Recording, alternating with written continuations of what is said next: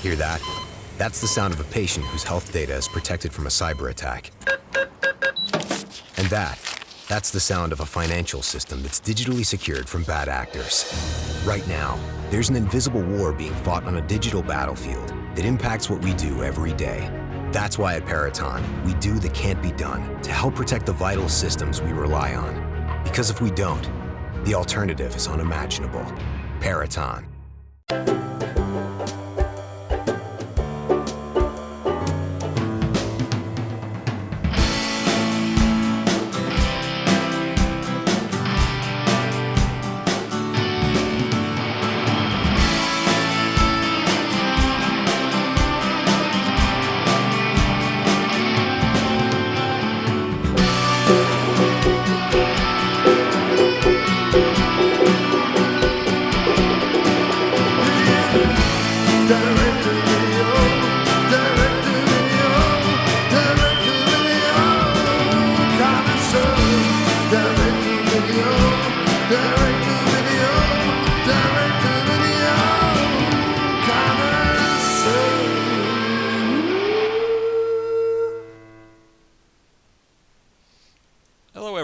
Welcome to the Direct-to-Video Connoisseur.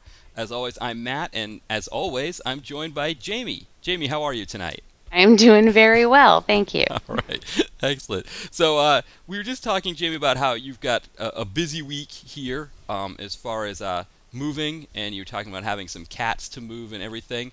And one thing we were talking about, because we did have some technical problems that you people that are listening live just heard about, but because you were moving, the next 2 weeks, you are going to be away. Yes, I am taking a hiatus from podcasting, which is really bizarre for me. I've never had this much non-podcasting time that I'm about to have, but yeah, you got to do what you got to do. So yeah, I'm going to be away, and are you going to be having a guest in my place? Yes, so here's the plan. Next week, I haven't found a guest yet for next week, and if you're listening and would like to be a guest for next week, you're more than welcome. But I might ask a couple people, see who's free next week. And then the one before Thanksgiving is up in the air. It's possible I might have a special co-host for that one, the one before Thanksgiving. If not, I may not do a show that week. We may just take Thanksgiving week off. So we'll see what happens. Or that's not Thanksgiving week, is it? The week after is Thanksgiving week. Yeah, Thanksgiving week I'll actually be up there and settled, but I don't know if you'd want to, since our show is actually the night before Thanksgiving, I don't know if it would be easier to not have one, since I don't know what you guys' plans are, if you're going to be traveling or anything. No, we're just sticking close to home. We're going to have our first, married Thanksgiving together as a couple. Aww. That's right, yes. Jen got a very nice big roasting pot from her job where she used to work. It was a consignment shop, so we can't wait to break that bad boy in. Well, that'll be exciting. Yeah, so maybe we will have one then the 26th. We can do like any kind of a, anything goes type of thing. Or, you know how that day is. Remember when in school, the Tuesday before Thanksgiving break, it was always kind of like a anything goes. You usually watch you watch a movie or something like. Oh yeah, I used to love those days. Yeah, and then you'd go away. They teachers. Well, maybe we can do like the same thing, like a nothing day or something like that. Okay, well, we kind of did that this time. Right, we did. Yes, we did. We did. Well, that's the thing. Before we get into the movie, I have a few other administrative things. I want to apologize for not getting last week's episode up sooner. That one we also had technical difficulties because our show was haunted or something. And so it took me a while to cut out what I needed to cut out and then to get it up and going. But finally it is there. The episode is there. And I realized, too, the one we did the week before, La Horde, that one I hadn't put on the archive page. So the archive page is now up to date. Any of the back episodes you want to check out, you can download them all. Go to mapmovieguy.com and then look on the left-hand side. You'll see it in the sidebar. There's an actual archive page, and then the RSS feed also has the 5 most recent episodes. Sounds good. All right. Well, yeah. So this film that we chose that I suggested for us, this is an Albert Pyun film, Brain Smasher: A Love Story. Jamie, initial thoughts on the film? What did you think? Well, I thought it started out strong, Hmm. like I was into it, but then it just seemed to drag. Hmm. And it was just more of the same, Right. them running for a while and then stopping and fighting some ninjas that weren't ninjas, and then running for a little while longer and then stopping and fighting ninjas that weren't ninjas. And after a while, I was just like, why? And I checked the timestamp at one point. I'm like, why is there 26 minutes left in this movie? Hmm. And it just seemed to be more and more and more of the same. But I like Terry Hatcher and I like Andrew Dice Clay. Lynn Shay showed up in the beginning for a Hmm. brief period, and we even got some Queen Kong, which was hilarious to me. Yes. I did Isn't not that know she great? was in this movie, Yes. and I saw her, and I'm like, "That's Queen Kong!" Because I used to Hmm. love Glow. I Yes. Oh my loved the God. shit out of Yes. Glow wrestling, and Yes. I was a huge fan. And it wasn't that long ago that I watched the documentary Hmm. about Glow wrestling, so it was just kind of funny when she popped up. So there were some nice moments. There was the running gag about them not being ninjas, Right. which after a while I was just like, all right, whatever. By now they're not ninjas, yet you keep calling them ninjas. Yeah. Um, Yeah, I think with that joke, I think that was a joke Albert Pyun was making about the fact that Yuji Okamoto, and I think actually all of the Chinese characters, I'm not sure exactly, but I think all of them were Japanese. Um, Playing Chinese. right, exactly. And I think he was making fun of that part of it because himself, Albert Pyun being Asian, I think maybe he experienced that, being Asians all being lumped together in one group, and so. But you're right. It was like it was a great joke, but it went on a bit. And on and on Yes. and on. So Yes. by the time I got to the end, I just was kind of bored with the whole thing. Mhm. But it was definitely a product of its time, Mhm.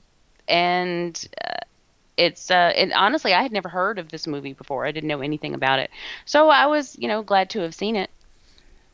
Yeah, this is one that I totally see what you mean about the repetitiveness of it, especially as you get to the end because it is like chase win, or chase escape. I don't exact that kind of deal, and even for an hour and a half long film, you're right. When you get towards that 50-minute mark, hour mark, you're kind of like, okay, what else can they do? There were a few things that he did to mitigate it a little bit at the end that I liked. For example, the fact that it's Andrew Dice Clay's character, the sort of the hero, Brain Smasher, who's the one that's captured, and it's up to Terry Hatcher to rescue him. I like that twist in it. But yeah, you're right. And I mean, there's certain aspects of it that you're just kind of like, okay, too much. But on the other hand, like you said, it's a product of its time, and I like that about it. I like that it really has that 80s kind of action romp feel to it. I like the music. I like the actors, as you said, Andrew Dice Clay, Terry Hatcher. It has a huge list of what we call Albert Pyun mainstays. Guys like Yuji Okamoto, of course, Tim Thomerson with the Hmm. cigarette. Yeah, the Yeah, Brian detective. called him out. Did he? Yes, Tim Thomerson. Yes, Pyun loves him. Brian James is one he's had in a few. Nicholas Guest. I don't know if you noticed him. He was one of the other detectives. Hmm. Yeah, he's another mainstay. And then Deborah Van Valkenburg, who you might remember from what was that show with? Too close for comfort, That's exactly. That was just. and also the Warriors. Yes. And Yes. if you've seen her recently, which I saw her a couple years ago when she did the special features for the Warriors Hmm. release, Hmm. which by the way I love that movie. But Yeah. that she did some special features of that, and she hadn't aged very well at this point. But then watching her in this film, I was like, oh, she hadn't even aged very well at this point, Yeah. and she was looking a little rough. Yeah. Yeah. But Yeah, see. Yeah, we get on Antenna TV. I think it is. We get Too Close for Comfort, and I noticed that Deborah Van Valkenburg. You're right because that's only about 10 years before this movie was made. That show was on, and you're right. Like at that time she was she was Ted Baxter's daughter. I mean she had that look too. She was young. She looked younger than Jim J. Bullock, of course. I mean, she had that look to her, and now she's, a professor in this film, and so you're right about that. That was something that I didn't notice until I'd seen episodes of Too Close for Comfort recently, and I was like, whoa, there she is. Wow. Yeah, and she of course played that. She was very pretty back then. She was a pretty girl, but she wasn't the Right. pretty sister. She was the other sister was the one that was like the pretty and the stupid one, and she was the smart one. And I used to love that show. I haven't seen that in years, but It's you watch it on Antenna TV. It is, I bet it doesn't hold up well. it doesn't. It doesn't. The whole like. I mean, I think the whole thing with Jim J. Bullock and I keep calling him Ted Baxter because from Mary Tyler Moore, right? From Mary Tyler Moore, yes, yeah. But their interplay is still holds up. That part of it is still good, and I think that aspect of it is kind of what anchored the show. And so if you watch it now, it's still good enough on that level. Okay. Yeah. I know a lot of shows, because of things like TV Land or Nick at Night, back when they would show actual old shows. I mean, because now you can watch Friends I know. Yeah. and I'm like, that's not old enough. Queens. Stop it, you Yeah. know. Oh. I used to love it when I would get to see things like Car 54 and the Many Loves of Dobie Gillis and things like that. Things that are actually older shows. But back, what was I talking about? Back, oh, thanks to those channels, like you'd get to see like things like Three's Company, which actually still shows on some of those. Yeah. And what I would notice about those, if I had been away from those shows for a very long time and then I came back to watch them, at first they didn't hold up very well. But then if I kept watching them, then the old charm sort of came back. So I can imagine this would probably be the same way. Like if I watched a couple episodes, I might be like, oh, what was I thinking back then? Yeah. But then after I settled into it, I would probably remember what I loved about it back then. The one that didn't hold up for me that I found out on Sunday. Sunday usually I work Sunday mornings, and then Jen and I we have our brunch together with the Brady Brunch. They call it the Brady Brunch on MeTV. And so I didn't have any classes this Sunday, so I got done, with my morning stuff very early, and we kind of did our morning brunch before the Brady Brunch started, and Saved by the Bell was on. I was like, well, Saved by the Bell, that seems like a fun one, and having just watched the movie, right, the Lifetime thing, I was like, oh, okay, let's do that. And that one, I was like, wow, why did I watch this show when it was on, when I was at, there's no, it's one thing to see a clip here or there and be like, oh, that clip was funny. But, watching, like, Zach was, like, really conniving and really, I don't know, he was a villain, really. He wasn't a good guy. Slater was not much better as being, as far as being likable. And those Yeah. pants, those wrestling, those weightlifting pants that he would wear Yes, all the Zubaz or time. whatever. Yes. Yeah, and Screech, I never thought he was charming. I always No. thought he was annoying. Yeah. Jesse got on my nerves. I never really cared for the characters in that show. I was never a big, I was always a 90210 fan. I was never that much of a big Saved by the Bell fan, but I watched it enough to be able to be nostalgic about it and to be interested in watching the Lifetime movie that came on. Yeah. But it was never like a big thing because honestly, they all just annoyed me. Yeah. They annoyed me too. I guess it was on and I watched it. I don't know. Like you said about 90210, they do marathons of that on the TV Guide Network. And it's like, man, I have to go to work. I need to work right now. I've got to go teach a class, and I can't pull myself away from these. Yeah, I watched some 90210. Yeah, I will watch exactly. the hell out of 90210 Yes. even now. Yeah. So, you're right. Some of them hold up, some of them don't, and then some of them are ones where like, what were we doing watching that show? It doesn't make any sense. Oh, so Brain Smasher. yeah, so back to Brain Smasher. Yeah. So, I think the first thing for me was I really liked Andrew Dice Clay's character in the movie, and I don't know, his name was Malloy, his last name was Malloy, even though he's supposed to be Italian, I guess. And I don't know if he was or not. I don't know what he was, but it was just kind of like Pyun just kind of stuck a whole bunch of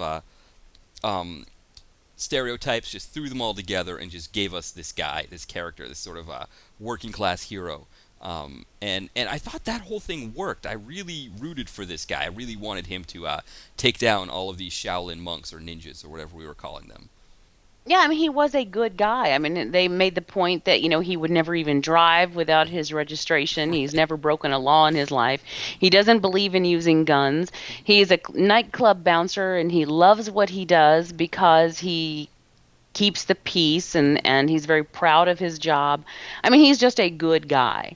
Yeah, and that kind of thing works. And then, Terry Hatcher, I think this was maybe like just before she really came on, doing like Lois and Clark and those things. But she works well as sort of the, I guess the model that is thrust into the situation, but has the wherewithal to get out of it. And in effect, she kind of sees something in our bouncer ahead of time that like causes her to try to sneak into the club, and maybe try to get his protection. And so I thought the two of them worked really well together. I like that pairing. And Pyun, as far as, like you said, it becomes repetitive, and in that sense we kind of lose, it loses its charm a bit. But I think when it first gets going and it kind of moves through it, it definitely has that ability to really, you feel like you're watching any kind of late 80s adventure film, like a Showdown in Big Trouble in Little China or something like that. Yeah, or like even like a Quartermain movie or something like that. There's the goofy action going on between the two of them. There's a lot of brawling, but no one really gets hurt. They just fight a lot. I mean, they did have the first time we saw Wu catch the bullet and then he threw it at the cop. Did it actually shoot him in the head? I mean, like, did he? Okay, that's what I thought. I think so. I don't know. I think so though. But then nobody really gets hurt really bad in this movie. I mean, it's just all very like today. If you take an action film today, you've got people getting their heads blown up and split wide open and body parts flying everywhere. So it's very clear that they're dead. And back then, it was mainly just people getting beat up a lot, and then they would, bounce right back. So you'd have these monks and there were some fun sequences, like in the police station when, you had that corridor sequence where the cops would come popping out of the room and the monks would beat them up just in succession, just going down the hall.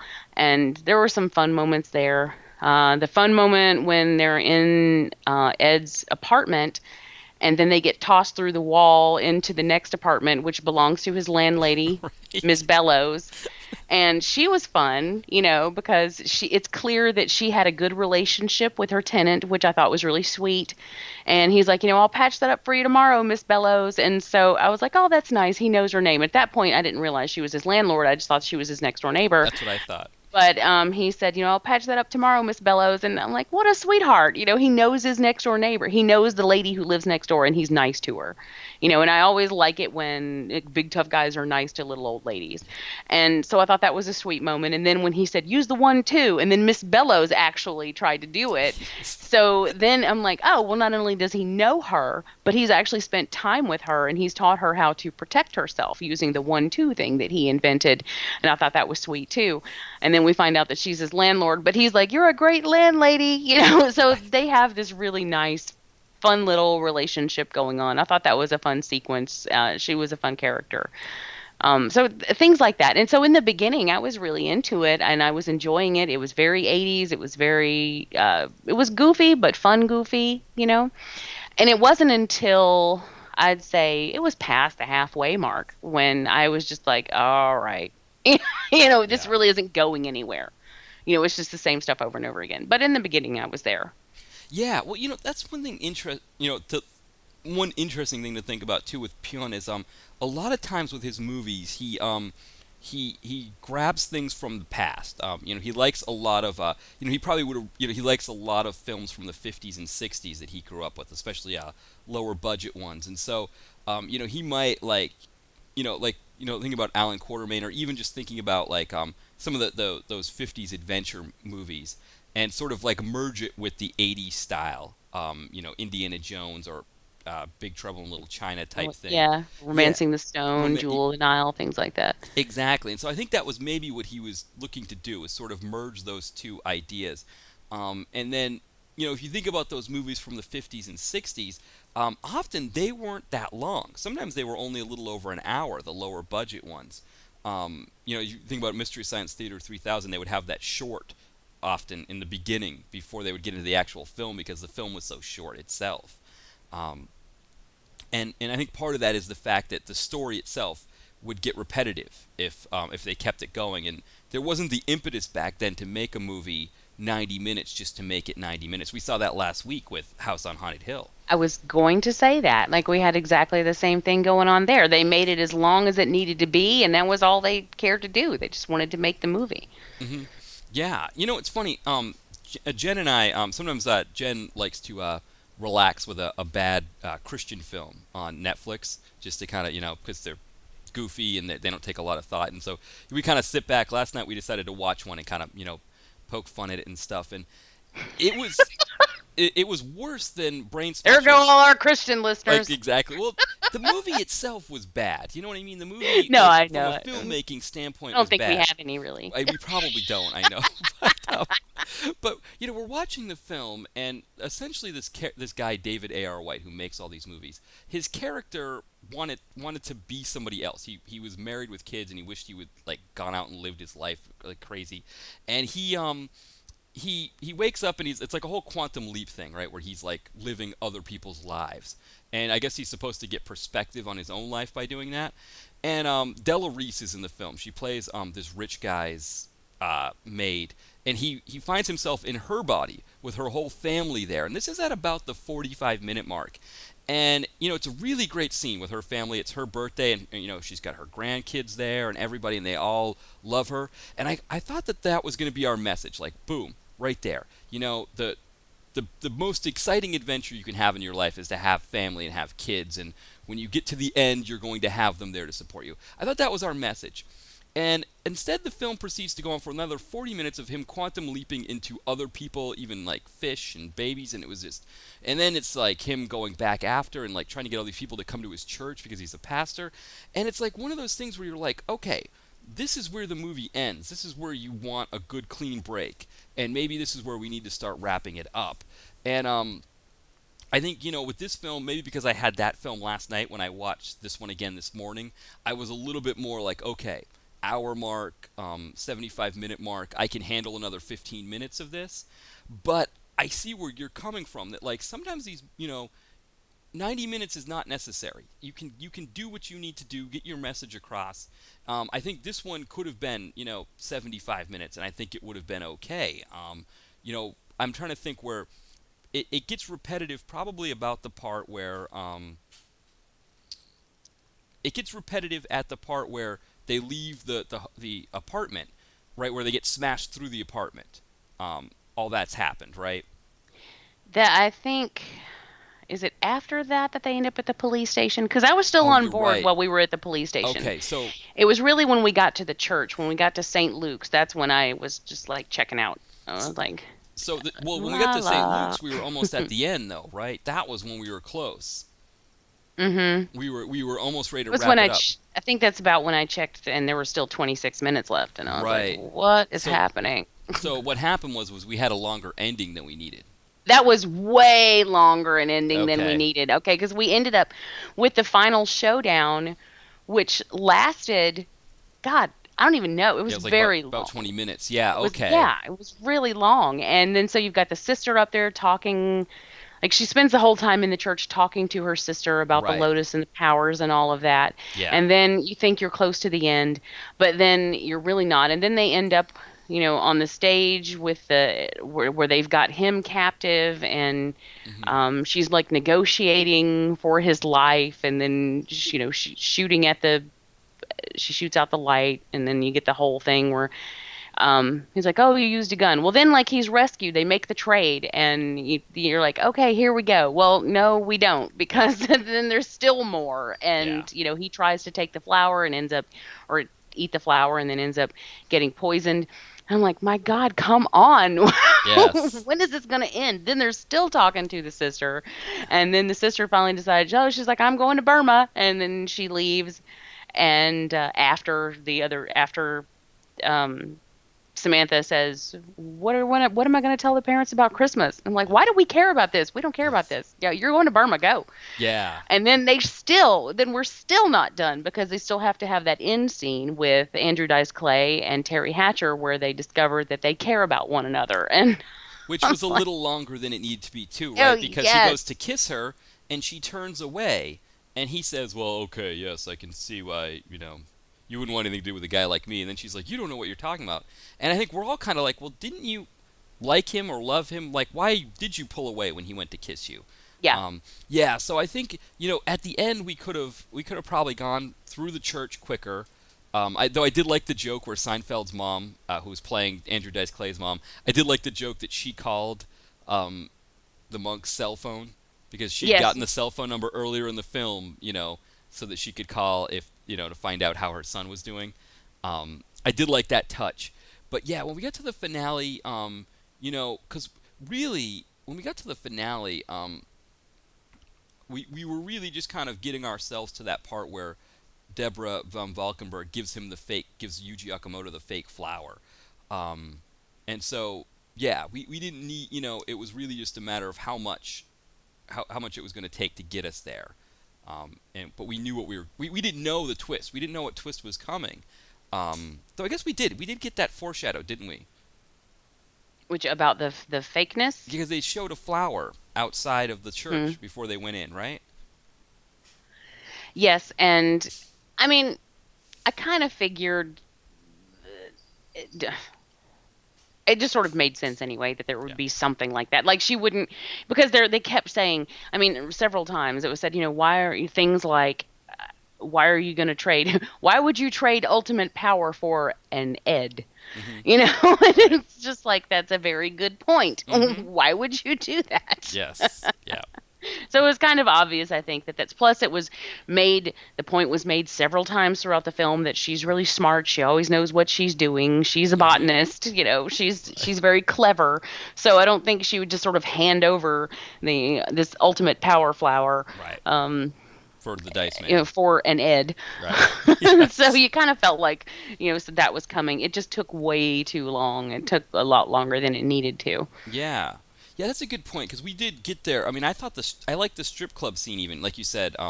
We had Queen Kong. Queen Kong. I was gonna say. I think she was also Debuher in. I think she did roller derby as well as wrestling. Mm-hmm. I think before she was a member of Glow. She did 70s roller derby. Yeah, and can you imagine the Yeah. kind of damage she Oh. would have caused on the rink? Because, man, I mean, I know a lot of roller derby girls, and I actually was this close to doing roller derby myself, and then I just had too many other things going on. I always have too many other things going on, but I want to do everything, So, but anyway, they're always getting hurt. I mean, Yeah. they're always getting, and these are just regular sized people getting hurt all the time. Yeah. And I can just imagine her just like tearing through, and she'd be slinging people left and right, and that'd be a mess. Well, the one that I saw, because this was like that 70s roller derby where it was like wrestling, where everything was staged, the games were. Yeah, yeah. But she was like, I think she was a coach or something, and like she was getting into it with his mascot. There was like a chicken mascot that she was like fighting with, and the whole thing was a trip. So it was like, I don't, but I think she was kind of one of those things where like, a woman of her size and stature, there were certain jobs that she could do, and I think being like you said in Glow and doing that, I mean it was perfect for her. And like you said, seeing her in this film, I was like, oh, there she is, and you knew she was going to take out the Shaolin monks, Yeah, because she's a force. Yeah. She's a mess, and so that was a bright moment because at that point I had already begun to like, okay, like how many different locations Right. are we going to be in randomly? just random locations, club here, police station there, apartment here, another club, church, another club. Where were we at where was the last place we were with a stage? Was that a club or was that That was the a club. That was the Zebra Club. That was Okay, where. yeah. So Yeah. it was just so many locations, but it was just the same thing. Like they'd show up and then they would do some fight, and the fighting wasn't all that fantastic. No. There were a couple of funny moments. The first time when they went into the club, they chased her into the club where she first met Andrew Dice Clay. And then, they attacked the stage, and Hmm. so then they were like flying over onto the drum kit, and Hmm. there were a couple of funny things there, but for the most part, it wasn't anything all that exciting. It was just Hmm. a few tosses, a few punches, a few, nothing really fantastic. I mean, there was not a lot of really awesome fight scenes. It was Right. just the same sort of thing over and over again. And I love but I love martial arts films. I do. Hmm. And I love great choreography and martial arts films, and we just didn't really have that here. It was just sort of I don't know. I mean, one of the cops even said when they were at the police station, he's like, "Will you just drop this chopsocky crap and tell us the truth?" And I'm Yeah. like, "That's kind of what it reminds me Yes. of." Yes. Exactly. Only chopsocky films were usually much more fun. Hmm. But Yeah. Yeah. I was trying you to know, think because I know Pyun has done some good martial arts ones. But like he's. It seems like it's always an interesting thing where some of them have like the really good fights, but the film itself is like this one. It was kind of a maybe because Andrew Dice Clay is not a martial artist, maybe he had to tailor. But it would have been interesting if he had another character in the film that could do martial art. Played by an actor that did martial arts, and then he could have a couple scenes like that. That might have been interesting. I think so. I Yeah. think that would have helped because what you had here was some martial arts against a thug who Hmm. was just, sort of punching him and all of that. And it wasn't, and there was actually one scene where I think we might have been in the hallway of his apartment building, or it could have been the police station. I'm not sure. Where I think it was the apartment building where someone came out of nowhere, and and you see Ed fighting them, and in the background, Terry just takes out this guy. Hmm. I mean, you see her punching him, and then he's down on the ground, and I'm like, well, wait a minute, 2 seconds ago she couldn't even do the one Right. two. How did she get this guy? But it was sort of it was in the background, and it wasn't the main thing you were supposed to be looking at. But then as they're walking away, the guy sprawled on the ground, and she did that all by herself. And I was just like, huh. I was like, that's funny because they did this whole build up about her not being, she's a model, she can't fight, and he's trying to teach her how to protect herself. And so they did all that thing. And then here, just 2 minutes later, she's taken out this guy in the background and nothing is said about it. Like there was no, he wasn't like, hey, good job, or wow, you did it. Or, you know, I kind of expected him to say, or there to be a something because Right. she just took this guy out on her own, but they didn't even pay attention to that. They just kept on going. It's like, okay, so all that buildup was really for nothing. It didn't matter. Yeah, that's one thing with Pyun with his films. He likes strong female characters in his films, and I think in this case, it may have, like you said, like in scenes like that, it may have been a detriment. And you never want to say that it's a detriment to have a strong female character, but I think he didn't set it up right here. Well, yeah, I mean, I think if if we had started out with her and she'd been like an ass kicker from Hmm. the very beginning, then I wouldn't even have noticed, and I would have been like, "Hey, that's great," because I love watching women kick ass. Yeah. That's a good thing. But if you spend a portion of your film with making it clear that she's a model, not a fighter, and she needs his protection and all of this stuff, and then a little bit later, she's taken out some Shaolin monk. I'm like, well, it just didn't seem.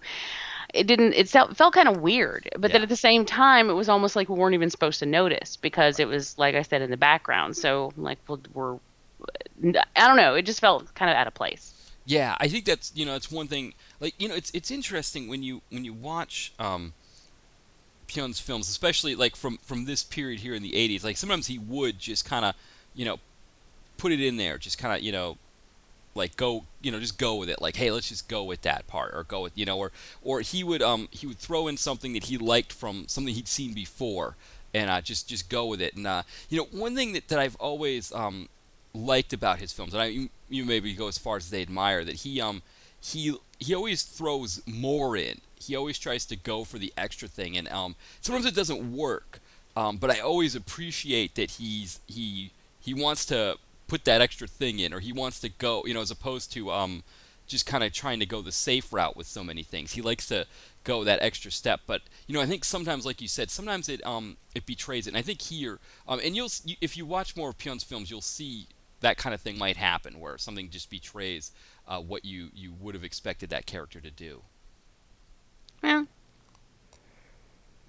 yeah, I don't think I'm familiar with his films overall. What else did he do? Geez, well, it's interesting because like the two that he's most famous for, his very first one was The Sword and the Sorcerer. Oh, I know that movie. You know that one, yeah. Yeah. So that one he's most famous for. He just tried to do a sequel to it, Tales of an Ancient Empire, and Lionsgate released it. I think it was Lionsgate, and he said it was edited in a way that he did not care for. He kind of lost the and of course, I get some people who comment on my reviews when he says something like that, oh, he's just trying to pass off that the film didn't go well onto the distributor. But it is something that happens to him. The other film he's known for is Cyborg, and that one definitely he lost. Oh, the Van Damme movie? Yes. And, okay. Yeah, and that one he actually released his own director's cut. He found a copy of the original because I guess like he had this idea in mind for the film, and then Van Damme just like took it from him and brought it to the producers, and they recut it. They cut it to the way that Van Damme wanted it, and it was not his movie. And so he just released the director's cut of that recently. So he's one that I've had a chance to talk to about, and he'll be very forthright if the mistakes were his. Like, I tried to do this and it didn't work, or I thought I could do this and it was a bad idea on my part. And then he'll be also forthright if it was something else that happened, that somebody took it from, in the final process they didn't like his idea and they thought to change it and do something else with it. I always appreciate that when a filmmaker is forthright, one way or the other, when they're willing to admit their own mistakes. And then at the same time, if somebody does them wrong, they're not going to be all kissing ass and covering up about it. They'll just be like, look, straight up. Yeah. This dude, this is what happened. Mm-hmm. I don't have a problem with that. I think that honesty like that is something that we don't get a lot in the industry because people are so afraid of stepping on toes or burning bridges or pissing someone off that they, that it might hurt their career. But I always appreciate it when people are just straight shooters and tell it like it is. And see, that's why I'm not a Van Damme fan. See? Yes. Yeah.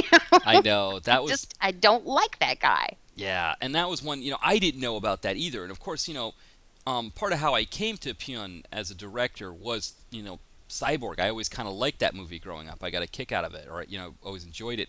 And then when I found that out, I was like, oh. And then when Pyun got a copy of, when he was able, somebody found one of the masters of from way back that of his version of it, and so he kind of was able to put it together. The other thing too is that his friend Tony Ripparetti, who did the score for this film and scored a lot of his films. His score was removed from the film as well in the final cut, so he was able to put that score back in. And so that's one thing that Pyun, like, he's there a lot of times I reviewed a movie of his called, I can't think of it now. It was he had this urban trilogy of films he did where he took some rappers with him to Romania and shot some films. He shot 3 films there in Romania. And he sent the reels back via Air France, and one whole box of reels were lost. Oh, wow. Yeah, and so the distributors demanded a film. They wanted films. And so he did his best to create 3 films for them. And so, of course, these 3 films, I think they're still on Netflix. The last I'd heard, these were like the films that were on Netflix, were his, now, of course, Brain Smasher's on there as well. But I remember those 3 were always on there, the Urban Trilogy. And I would feel so bad because you read the reviews and they're just scathing because the movies came out horribly, And I reviewed one of them, and I was like, I'm doing the review, and I'm like, I've done Pyun's films before, and they've always been a certain quality. This looks like a bad student film. This looks horrible. What am I looking at here? And turned out he said, well, that's what happened. That's why it looks like a bad student film, because I had to do the best I could. And so it was kind of late '90s, early 2000s, so it was just before computers were becoming much more used. Um, so he said, if he'd had it to do over again, he would have used some more of the activity or the things that he could use now. Were they those films, were they set in Romania or were they just shot in Romania? They were set in like New York City, but they were shot in Romania. Or actually, I think Okay. one of them was set in Eastern Europe. But I think or maybe they were all set in New York. But yeah, they were three urban films. I think one of them was called Urban Menace. One had Snoop Dogg in it. I think he played a ghost. They all had Ice-T as an actor. He's used a lot. Actually, he was one of the first directors to use. Did he play a Ice-T. cop? No, he played no, he played gangsters in all of those films, and some of them he was really good. They were really good gangsters, but yeah, he no, he's My favorite Ice-T line ever. Here it comes. I want to shoot you so bad my dick's hard. From New Jack City. New Jack City. That's what I was gonna say. I'm trying to think of another if he had one.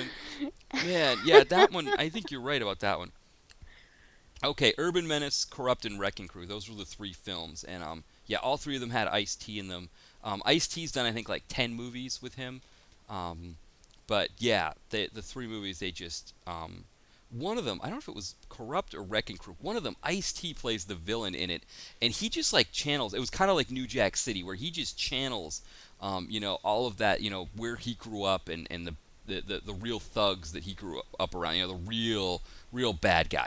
Real kind of that guy that you don't want to be around. That scary gangster guy. And he just channels all of that. And every time he's in the room in every scene, and it's just so disappointing to watch. The film I think is like 65 minutes long, because of that's what's footage. The footage that's left, and you're just like, oh, and that Albert Pyun's probably thinking like, I had all of this great footage of Ice-T doing all of this stuff here that I wanted to use, and it just was not there. That's a shame. Sounds like he's gotten a raw deal on a lot of his work. Yeah, well, he'll like I said, he's very open about the films that he made mistakes on, that he did bad jobs on. But I think with the low budget film world, you learn that there things happen. I know I've talked to other people in that part of the business that have said like yeah, this is like there's this guy Johnny Sullivan, a screenwriter who I've talked to. He wrote a film called Recoil that had Stone Cold Steve Austin and Danny Trejo in it, and he's very proud of that film. And he said that one, it's almost my entire script. Like they did very little to change my script. And so the whole thing is on the screen. Whereas he also did the two of the Prophecy sequels. I think there are 4 and 5 that he did. And he said that it's like the basic idea of his movie, but the director, and he knew that director was one who changed scripts when he got a hold of them. He said, the basic premises are his, and he got the screenwriting credit, but yeah, that the director changed them quite a bit from what his original vision was. See, like sometimes you don't even want the screenwriting credit when they do. Yeah. I guess it depends on how the movie comes out. Yeah. Did you see the director's cut of Cyborg? I did, yes. I have a copy of it. Is it better? He sent it. It's different. On some levels it is better. It's darker. It's much darker, and you may have enjoyed it more because it's not the action. It's not like the sort of the out and out action film that it became in the end, that it's known for now. It was darker. It had Van Damme's character was in it as well, but there was a little more focus on some of the other characters in the film. The main baddie, who was played by Vincent Klin, he was a lot darker. He was like this kind of like this reverend in some Church of Satan in the future, and he was just really just a bad guy. And so a lot of those aspects of it, he really ratcheted up a lot of those things that were really turned down in the final cut, and then the action aspect was turned up in those ones. Interesting. Yeah. I mean, the cut that we got, I mean, it's like, it looks, I think for a lot of it you can see the little counter on the bottom, because he was still kind of cleaning that. He just kind of got it out there to us to take a look at, but. Interesting. I would be interested to see the difference, Mm. between the two. Yeah, I'll have to see if I can always send you the copy that I have. You can take a look at it and see, or see if I can make a copy or something like that, or however that works. But yeah, it's a very, you don't, from for us, we grow up outside of the industry. We grow up just going to the video store and picking up our movies, and we don't know that other side of it, like what happens on the other side. With these films, what goes on behind the scenes, how things get changed, how things get edited out, and it's always interesting to hear the stories about what goes on there. Oh yeah, I mean, there could be a film that you grew up and you might hate the filmmaker, like from this example of his work, and then you find out years later that that's not his work, that's not his fault, and all this time you've had this disdain Hmm. for him, and it's like, oh, poor. Then you feel bad. It's like, I'm so sorry, but you can only really judge what you're given. Yes. Can you do? Yeah, exactly. Yeah, and another thing about Albert Pyun, how gracious he is. He did a film a while back. Now called Mean Guns, and it was essentially like in it. It was a film that took place in a prison where it had also had Ice-T in it. It had Christopher Lambert, and Deborah von Valkenburg was in it as well. But it was, all of these gangsters are all thrown into prison and they kill each other for a prize. They're supposed to win like $1 million or something like that. I don't remember what the prize was, but I remember the first time I saw it, it had some film effects in it that I didn't like, and so I didn't know who Albert Pyun was, and I said the director looks like he did car commercials or something like that, something really bad and inflammatory like that. And he never mentioned it once. He never, and he was very gracious about the fact that I put him in my direct-to-video connoisseur Hall of Fame, and he was like, "Oh, you love, I love that you like my movies, but I don't know what that means because I'm happy that you were able to survive them," saying that his movies were so bad. Joking about it.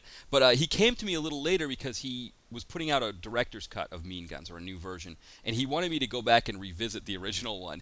And he didn't say once about some of the things that I said about him in that review. He never brought them up. He just said, do you mind giving it another look? And he joked about how it was on Netflix, so I wouldn't have to worry about paying for a copy of it.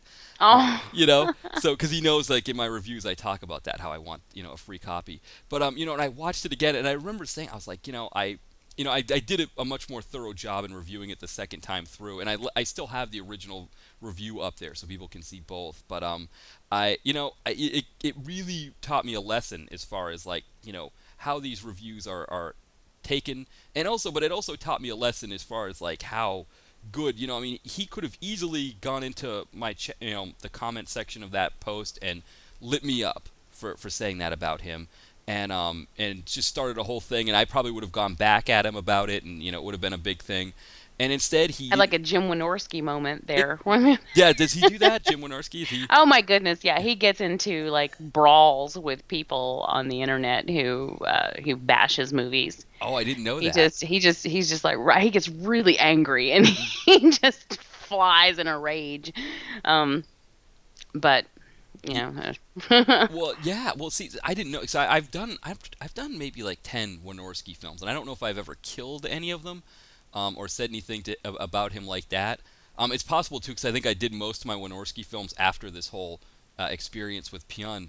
But it's I could see like with Pyun, if he had done that, I would have it's possible that I probably would have gone through all of his films and just like give it I would have been objective about it, but there would have been sort of a slant or a bias just because that's human nature. And instead it's the other way around. Right now I'm much more sympathetic. Now I am, I see his films and I start to kind of see what his vision might have been and account for that when I review them, and I give him more leeway, I think, in that sense. Again, I'm still objective, but I'm gracious. The way that he was so gracious, I feel like I need to return that to him. That I owe him a better look at his film than to just kind of like try to make myself look good by making fun of him or whoever in the film. Yeah, and I've always been honest in my reviews, and I still am, but I'm not nearly as scathing as I Hmm. was years ago. Like, say, 10 years ago, I was, I would just be like, rawr, now I try to take a step back and think about maybe what was going on at the time, give them a little bit of a benefit of the doubt, depending on who they are. But when I reviewed Automaton Transfusion, the Stephen C. Miller's first film, that had some really nice moments, but it was clearly a first film. There was a lot there. It had a lot of issues, and when I did the review, I wasn't mean about it, but I pointed them out. And he contacted me and said, thank you very much for your honesty. I appreciate that. And he's like, I think you're absolutely right in the points that you hit. And from that point on, though, now I really appreciated the fact that he wasn't angry about the stuff that I pointed out. He wasn't upset about it. He was, he took it for what it was, which was just I'm watching this film and this is what I'm seeing. And there were some major issues. And he's like, yeah, I totally agree with that. So, and I have a great deal of respect for him now. And he recently did or I guess it was a couple of years ago now, the remake for the Christmas horror movie. I can't. Brian, help me. A Christmas horror, like a famous Christmas horror film, Yeah, it was like it Silent was Night, Deadly Night, or Silent. something. Yeah, and Yeah. his is called Silent Night, Hmm. but it's basically a remake of that film, and it got panned by a lot of people. But because of the way he had interacted with me, when I watched it, I was a little bit more, I found myself being a little bit more forgiving because I knew who he was and where his heart sat as a filmmaker, and I think it makes a difference. Yeah. It makes a difference in how you see their work, and if like with Wynorski, I have no problem at all Right. just laying it out there as far as a Wynorski film goes because Hmm. I know how he can be, and I'm just like he doesn't see anything you do as constructive, even if you're nice about it. He just doesn't like anything being said negative about Right. his films, and he gets really nasty about it. So I have no problem at all just being like, "Rah, this sucks," if it Hmm. if it does. Um, I happen to really love Chopping Mall, Yeah. and I really do love that movie. But I am not a big fan of Wynorski on the whole. Yeah, well, that's like another director that he's been paired with a few times, Fred Olen Ray. He was very gracious about a good review I did of a film that he actually did with Wynorski, Dinosaur Island, which I was like, oh my god, he liked the review. But he did a film a while back called the something like it was a Jesse James movie. It was about Jesse James, and it really just felt like the whole like the South got a raw deal in the Civil War kind of film, which to me they gloss over the whole slavery aspect of it, which I think is kind of a bad thing, and it felt gross. Like the whole thing felt gross, and I kind of let it be known that felt gross. And he never said a word about that, but it was one of those things where I was like, oh, Fred Olen Ray really liked my review of Dinosaur Island. What was the last film of his I reviewed? If he clicked on the tag of him, and sure enough, it was that Jesse James movie, and that I just completely killed him on. It was like talking about how horrible it was that he was doing some kind of Civil War apologist, Gone with the Wind crap kind of thing, that was just grossed me out. And so, it's kind of funny. And also, that film has an actor in it, Tim Abel, who he did a movie with Mark Dacascos that who we talked about a couple weeks Oh ago. yeah, yeah. Yeah, and he was like amazing as the villain in that. And I remember looking through my blog posts and seeing that he was following me on Facebook. He was following the blog on Facebook, but he had put my review of his film on his Google Plus thing. And so he really loved that review. And again, it was the same thing. I was like, well, I wonder if he really liked that review. If he looked at what the next film, and sure enough, it was that movie, that Jesse James movie that I completely killed. but they respect that. That I think like when you give them a really good review like that, and it shouldn't work. Maybe it shouldn't work that way. That you have to give a good review to get. But I think if you're honest about what you see in the films, that too, and if you're not like like I did with Pyun there, where I made the comment about him being a car commercial director or something like that, really, really bad thing like that. But I think if you stay above board, that's the only thing you can do. And if someone like a Wynorski gives you a hard time for not liking the film for various reasons. I think in that case you can feel good that, listen, I was just doing what I was supposed to do here as a reviewer. Yeah, and I think if you go through and you just completely shit on everything they do, then and it's clear that you just are not giving them a chance, then that's one thing. But if you really like one film and then you don't like another, then I think they can probably tell that you don't have anything against them personally. You just, for whatever reason, did not like this film, but you did like this one. So you're giving them a fair shake. Mm-hmm.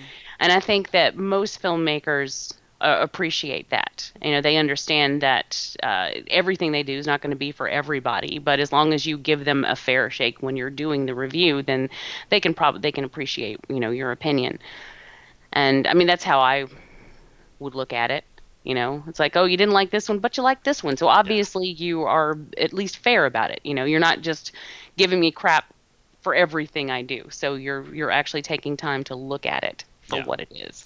Yeah, exactly. And I think one thing with Pyun is, having talked to him, and I guess when you think about all the, people we come in contact with, with these when we do these things, whether it is a director or an actor, or writer, I think when you start to talk to them and they kind of give you an idea of what their influences are, or what their vision is for what they're doing, I think that also changes it too, where you're just like, okay, this is what he's going for, or she's going for with this film, and so I can allow for a little bit more. I'm not going to just go out there and kill it.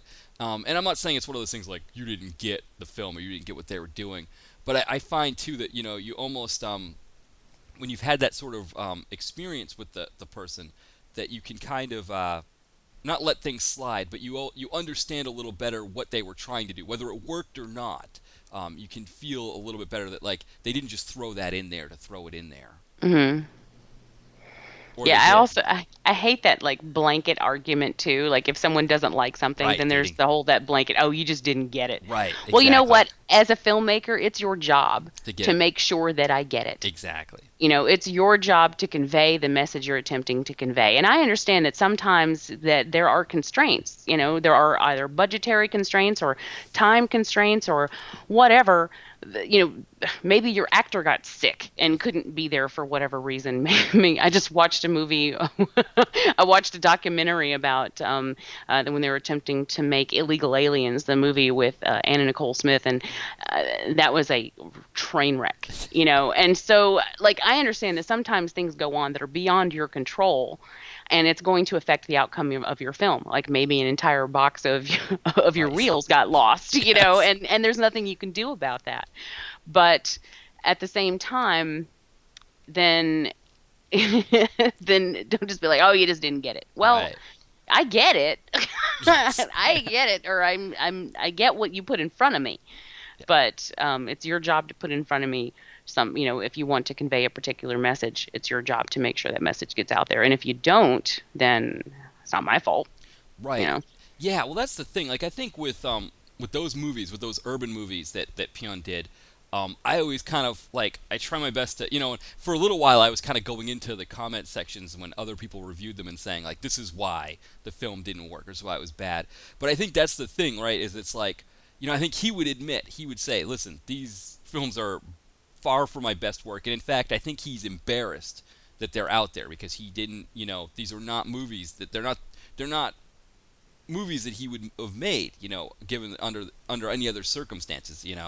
And I think that's kind of the thing where it's like on the one hand you want to be like, oh, I understand you didn't have you lost a whole box of reels, and so that's why these films came out the way they did. But on the other hand, you don't want to be like, oh, okay, well because that happened, now I like them, right? We knew they were Oh bad. yeah. Yeah.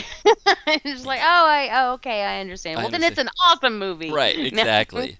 Yeah, I feel for him, and I want to get the word out there that so that because unfortunately that's his name that's associated with these. These are Albert Pyun, an Albert Pyun film comes up. That's when Alan Smithy comes into play. Right. One of the most prolific directors ever, Mm-hmm. for exactly those reasons. Yeah. Just like, no, you know what? No, thank you. Because I do feel bad for him that your name is now attached to something that you're not proud of, and Yeah. it's for something that you had no control over. Right. And so, Yeah, at that point, then I might just be like, I don't know who this guy is. And I think, what's interesting is like someone like Wynorski who has like 17 different pen Right, he names does. that he makes movies under. Um, and what he explains it as, he was making 6 or 7 films a year Hmm. at one time, and he didn't want his name to be on 6 or 7 films a year just because he thought it would look funny, and then people would just be like, "Oh my God, another Wynorski film," So Hmm. the only reason, and he said the reason that he says he used as many names as he did was just to keep from saturating the market with his name, because he was working that much. But then it's like then you have to wonder, well, I would imagine that the ones you were really proud of, you'd want to put your name on it, Right. So. Yeah, exactly. And it's funny. Speaking of Wynorski, there was a film called Bad Business, and I don't know if this was part of, because it's not an official part of that Urban trilogy, but it's one that I guess Wynorski finished for Pyun, or because Pyun's not listed on there, but Wynorski is listed as the director of it. And I don't know if that's a similar deal where he was just like, I don't want my name on this, and Wynorski was like, fine, I'll have my name. I don't know how that worked. It doesn't say in there, but that's one I always remember is that you look up Pyun, his filmography, and there's this film Bad Business, spelled business spelled with a Z, business. But it's got like Master P in it and a few people like that. And I think that was one where Wynorski did it or something, or I don't remember if Pyun did it and he just didn't want his name attached. Um, but yeah, so there are some like that have happened where 'cause I guess they kind of probably swim in the same circles on some levels. I don't know. Yeah, I think a lot of the lower budget guys do. It's probably very incestuous Hmm. in a lot of ways. But Yeah, well, as for um, what do Brain we watch? Smasher. Yeah, Brain Brain Smasher. Smasher. That was the one we watched. Um, yeah, overall, I think it did have its moments. It was, I like the characters. It was charming to a point. I just felt like it went on too long Yeah. and took a little longer than necessary to get to the point. But Yeah, it maybe that last scene. Maybe if the finale and the church go a little quicker. If we don't have as much of the I mean, when I reviewed it the first time, I gave it like I loved it, and I think Brian said it was way too long. Yeah, I think for me I really love this movie. This one's up there with some of my favorite Pyun films, probably like maybe third or fourth among his films. But it I really love this one, but I can't argue with the end. I think when you get to the church, that's when it needs to be like boom, boom, boom, and we're out. Because it took us so long to get to the church to begin with mhm. that I can agree there that maybe it trim 10 minutes off of that, and Then that was another interesting thing to me is when she first met Ed and she's trying to get, she's asking him to get her to the church. yeah, It's still the night before. She's not supposed to be at right, St. Luke's until noon the next day, yeah, but she's like in a hurry to get there. Like, hmm, hurry up and get me there. And he's like, well, we have to make a stop first. And she's like, yes, what? Make a stop? And I'm like, you've got like 12 hours. yeah, Why, this church is like 15 minutes away. I'm sure. Why are you in such a hurry? yeah. But then by the time we got there, I'm like, God, why didn't they hurry? Yes. Well, the other thing I was going to say too is it's not like they were doing the Portland, Oregon Bureau of Tourism a favor by doing all these location shots because the locations were not good places. I did, No, it was there, like the seedy tour yes, of Portland. there could have been, there's no Pal's bookstore, no Voodoo Donuts. Of course, I think at that time the Black Velvet Painting Museum was still open, which unfortunately is closed. I was able to go there when I went to Portland in 2009 for my 30th birthday. I visited my sister in Seattle. Um, but yeah, so there were some. I saw some things I recognized in Portland, but most of those areas, my day trip to Portland, I didn't get a chance to get to. Um, I'm sure you didn't miss anything no, it doesn't look like it. concerning the areas that they were in. Right? Yes. Yes. My one story, I'll tell a really quick one about Portland.